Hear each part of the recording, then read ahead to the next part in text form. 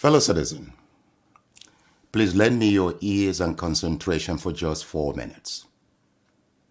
Now, for several years now, I've had the privilege and blessing of traveling, working with professionals and educating students across the world. UK, China, Singapore, Malaysia, South Africa, Greece, and counting. However, ever so often, I engage in soul-searching thoughts on Africa, Nigeria, our homeland, and the black race in general. You see, I can't seem to work out why, despite abundant human and natural resources and exemplary achievements of Nigerian professionals abroad, our nation remains backward in all indices of human progress. Look, recently, a 1988 statement by William Botha of the apartheid South Africa challenged me to tears. Now, he said, black people cannot rule themselves because they don't have the brain and mental capacity to govern a society.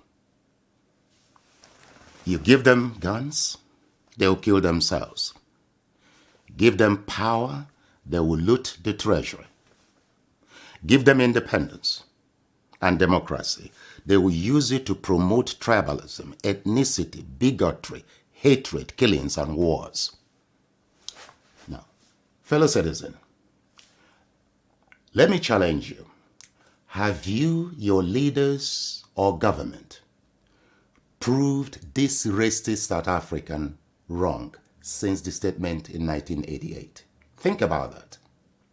You see, we are the only race that is ready and willing to sacrifice meritocracy, national development and progress, to favor protection of tribal and religious loyalty, despite the recycling consequences before us since independence. Take a look at the literacy rate of Nigeria. At 62% national average for adults in general, and 65.1% for young adults of 15 to 24. One expects informed national decisions with positive national impacts on, for example, the quality of the elected national leaders. Not really in our case. We are not moved by the economic and security realities and human suffering in our nation. We are not moved by the quality of our leaders or how and why the black man is being ridiculed worldwide, providing our tribe, political party, or religion controls political power. That's shameful. Even our highly educated professionals and media outlets, North and South, keep a blind eye to the realities of the Nigerian state for tribal, religious, and personal enrichment considerations. Yet, we wonder why our nation remains the poverty capital of the world.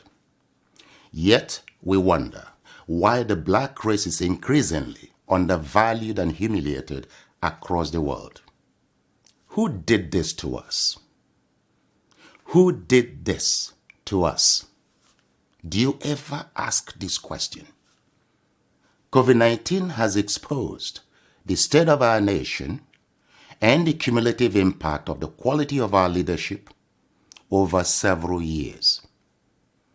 Our leaders are repeating the errors of 500 years ago when our kings and military aristocrats sold our people into slavery for mirrors and gunpowder.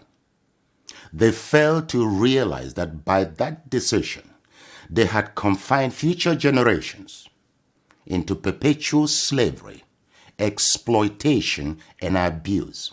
Today, foreign powers are acquiring hectares of land outright across Nigeria and Africa for the next phase of our slavery or colonization. Once more, our leaders are mortgaging the future, freedom, existence, survival, and progress of generations for short-term, worthless, stage-managed red carpet receptions, handshakes, cheap collateral loans, travel visas, and personal gains. These colonizing countries are not to blame for taking decisions in their own national interest.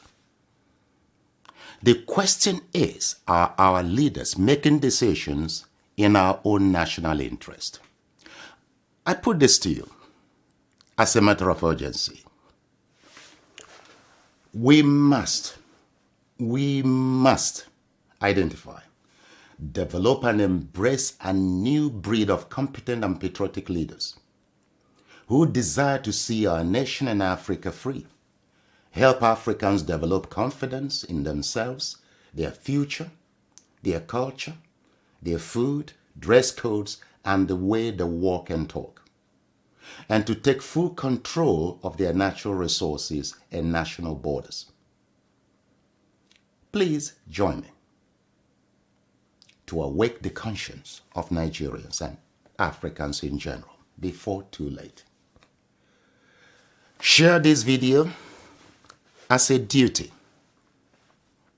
to your race, your country, and your continent.